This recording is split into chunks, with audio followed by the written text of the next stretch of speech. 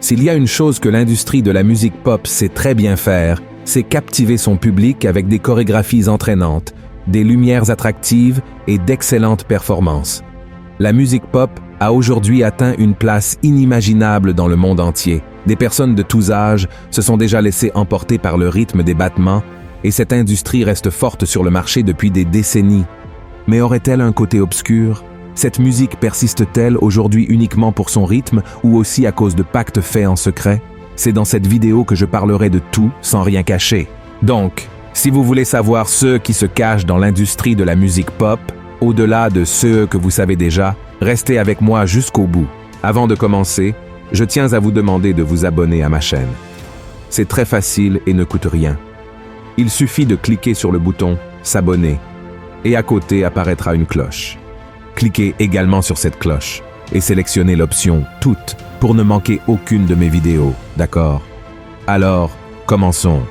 Vous savez peut-être que la musique pop provoque des effets de bien-être et de plaisir dans notre cerveau en raison de son rythme intentionnellement répétitif.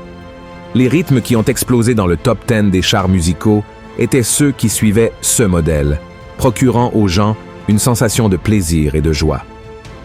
Cependant, en contrepartie, tout ce qui brille n'est pas toujours de l'or.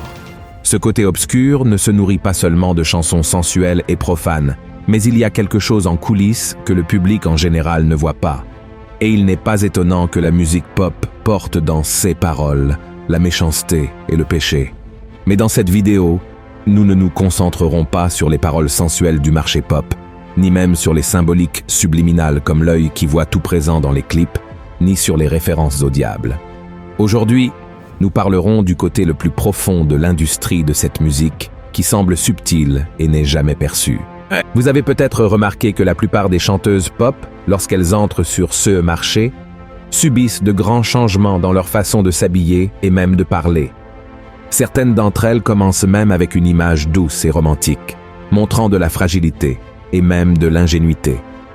Mais vous êtes-vous déjà demandé pourquoi elles se transforment au fil de leur carrière? Le marché de l'industrie pop ne semble pas être si gentil avec les chanteuses qui font leur pacte avec lui. Ce marché exige que ces artistes perdent leur douceur et leur fragilité, tout cela dans le cadre du plan, car l'idée initiale n'est pas seulement de les rendre séduisantes, mais de choquer tout le public avec une nouvelle persona, c'est-à-dire la nouvelle identité de la chanteuse pop qui sera révélée à tous. Les stratégies utilisées à cette fin vont de l'exemple classique de tourner un clip vidéo montrant leur nouvelle persona, comme l'a fait Taylor Swift et Miley Cyrus, jusqu'à l'exemple de Katy Perry quand elle a coupé ses cheveux pour lancer sa nouvelle ère. Et les autres chanteuses pop suivent cet héritage entre discontinuité et renaissance, avec des enregistrements exotiques, des vêtements provocants, de nouveaux noms, de nouvelles coiffures et même des tatouages indiquant une réinitialisation. Cela me fait réfléchir à une chose. Plus un chanteur se rapproche de ceux que l'industrie exige, plus il s'éloigne de Dieu. Plus ce nouveau personnage est provoquant, plus il s'éloigne aussi des goûts de son public. Ainsi, son public a deux choix. Soit arrêter de le suivre, soit admirer encore plus ce nouveau personnage. Remarquez que le changement exigé par l'industrie pour garantir le succès fait passer le chanteur pop d'un extrême à l'autre.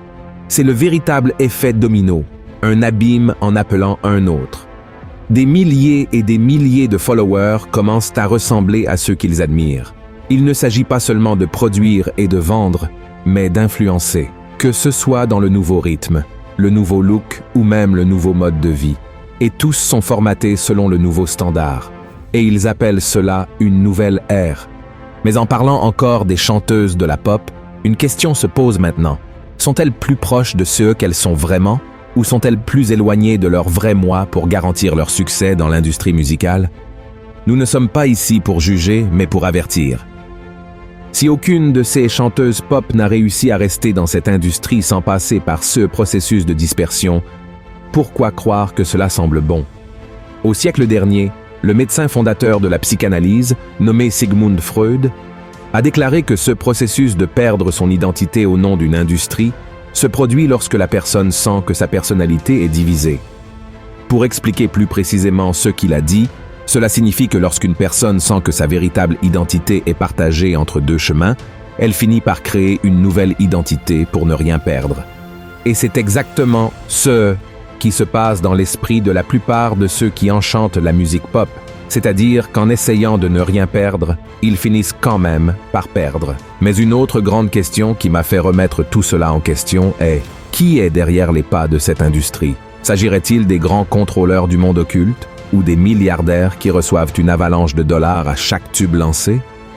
Nous savons déjà qu'il y a une opération spirituelle derrière cette industrie, que les démons se nourrissent du péché et de l'occultisme. Cela aussi nous le savons déjà. Nous sommes fatigués de savoir que le monde spirituel régit le monde physique et que bon nombre des rythmes de CS chansons sont consacrés aux démons. Beaucoup de chanteurs de pop ont déjà dit avoir vendu leur âme ou incité à le faire. Qu'ils aient vendu leur âme ou non, une chose est sûre. Ceux qui suivent cette tendance n'ont pas besoin d'avoir l'apparence du diable, il leur suffit de le suivre.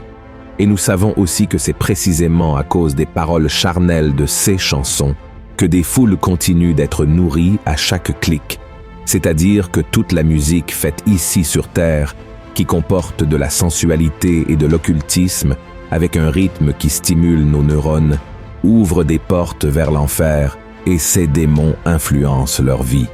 C'est un véritable réseau d'influence. Mais la question que j'ai posée était de savoir qui est derrière cette grande industrie, n'est-ce pas?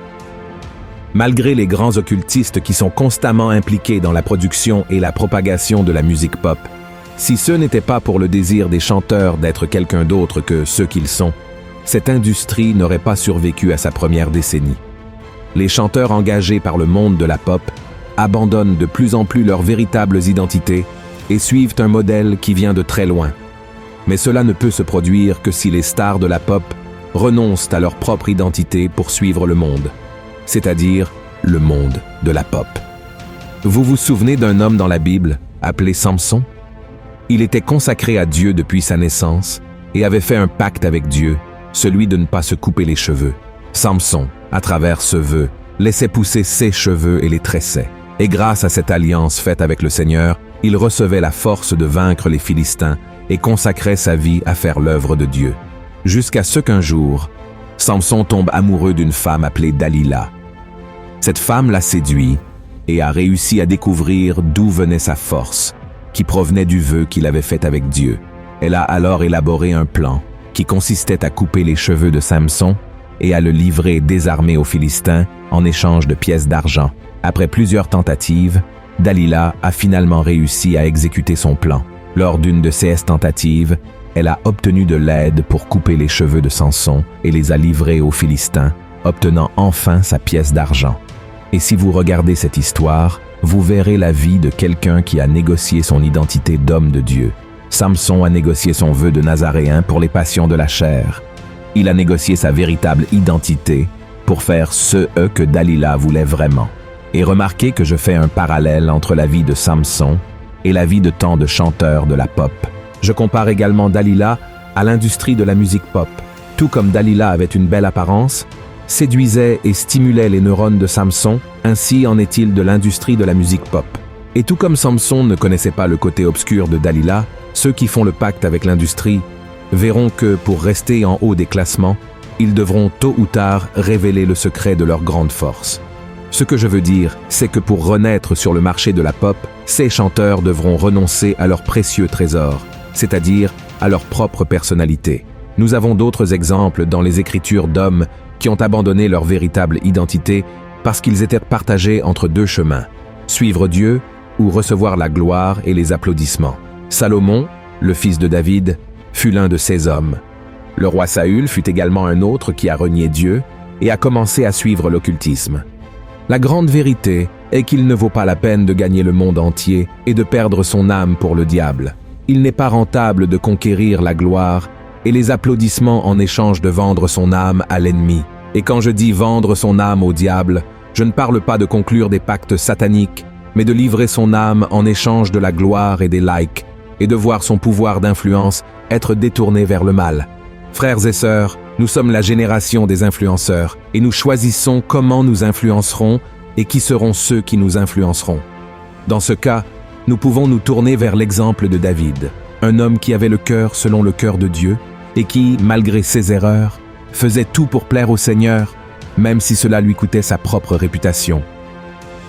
David aimait Dieu de tout son cœur et veillait sur sa présence. Et un autre grand influenceur du bien que nous pouvons mentionner ici est l'exemple même de Jésus. La parole de Dieu dit qu'il ne s'est pas tant soucié d'être Dieu, mais qu'il a choisi de s'abaisser de sa gloire pour gagner des âmes à travers sa bonne influence. Et c'est ce qui doit être notre objectif. C'est le secret pour ne pas tomber dans les chansons de l'industrie de Dalila. C'est de chercher à être comme Jésus, qui était doux et humble, sans s'attacher à soi-même, mais en faisant ce qu'il a lui-même enseigné, renoncer à sa propre volonté pour faire la volonté du Père. Frères et sœurs, la musique pop résonne dans les oreilles de chaque Brésilien et de chaque étranger. Le marché pop continue de gagner des milliards chaque année avec ses chansons sensuelles et ses rythmes entraînants, faisant de ces artistes des avatars de la nouvelle ère qui promeuvent la culture babylonienne et tout son occultisme avec des images et des symboles subliminaux. Et pour continuer à prospérer dans ce domaine, il sera nécessaire de faire une renonciation, abandonner sa propre personnalité pour la naissance d'une nouvelle, émergeant ainsi comme un nouveau personnage vide de soi-même, même s'il est rempli de popularité. Il serait bon que toute cette déconnexion ne soit pas nécessaire, mais pour rester sur le marché, il faudra dire comme Taylor Swift l'a dit, « Mon ancien moi n'est plus là ». Mes frères et sœurs en Christ, nous n'avons pas besoin de suivre l'exemple de beaucoup, mais nous devons suivre l'exemple de Jésus-Christ lui-même, qui même étant roi, même ayant tout pouvoir, même étant Dieu, n'a pas considéré cela comme quelque chose auquel il devait s'attacher. Il a influencé avec amour et grâce, levant une mer d'influenceurs qui sont aujourd'hui dispersés partout, influençant cette génération à vivre dans la sainteté et à marcher comme David, ayant soif de la présence du Seigneur, cherchant à lui plaire même si cela exige de renoncer aux désirs charnels pour vivre la volonté du Père, qui est bonne, parfaite et agréable. Amen. J'espère que cette vidéo vous a parlé, alors aimez, partagez avec vos amis et votre famille, et je vous attends dans la prochaine vidéo. Que Dieu vous bénisse puissamment. Gros câlin.